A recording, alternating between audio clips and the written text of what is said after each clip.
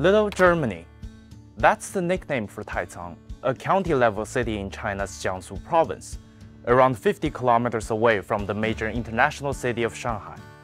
The city is a central hub for German businesses. From the early 1990s to now, the city has become home to 500 German businesses. German activities, food, culture are integral parts of the local life.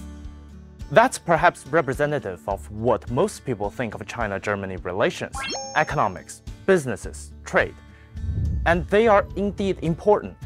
According to the German Federal Statistical Office, China was Germany's most important trading partner in 2023 for the 8th consecutive year.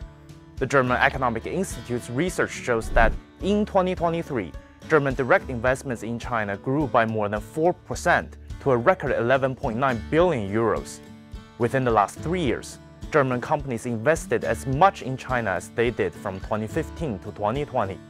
German Chamber of Commerce in China's report shows that 78% of the German companies in China expect growth to be consistent in the country in the next 5 years. 54% of these companies plan to increase investments in China.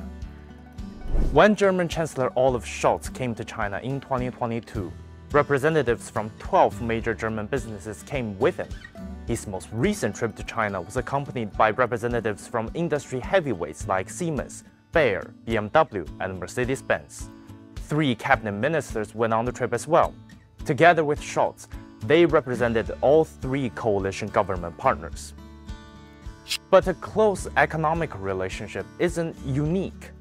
As the world's second-largest economy, China has pretty tight economic relations with nearly all of the Western world. What stands out in China-Germany relations is a rare and consistent quality: economic mutual understanding, coupled with political pragmatism. Germany has not been a blind follower of Europe or the West's policy on China. Under Angela Merkel, Germany resisted the pressure to impose a full ban on Huawei against the wishes of the United States. Scholz is following a similar pattern. Despite heavy criticism by the West, he was the first EU leader to visit China after the 20th Party Congress in 2022. It made him the first Western leader to visit China since the start of the COVID-19 pandemic. Oh, and by the way, Scholz opened a TikTok account only days before coming to China this time. And as the West looks to restrict China's clean tech exports, Germany, again, expressed its own views.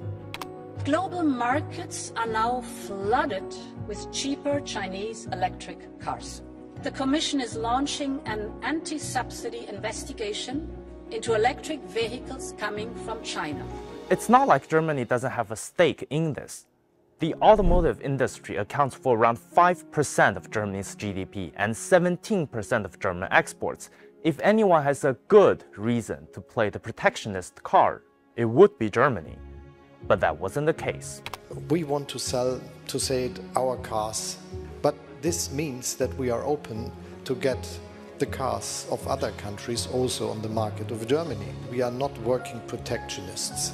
We have important cooperation in the area of CO2 reduction and climate protection.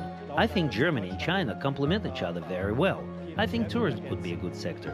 The topic of circular economy is one of that is becoming increasingly important in China. This is a central issue in Germany. So there are many areas where we can work together, where Germany and China complement each other. I'm optimistic that this will continue. Simply put, Germany has its own plan on its China policy and it sticks to it. That doesn't mean it won't get swayed by the West. It doesn't mean there's no differences within Germany itself. Even within Scholz's own coalition, the Green Party and the Free Democratic Party have known to be more hawkish and hardline towards China.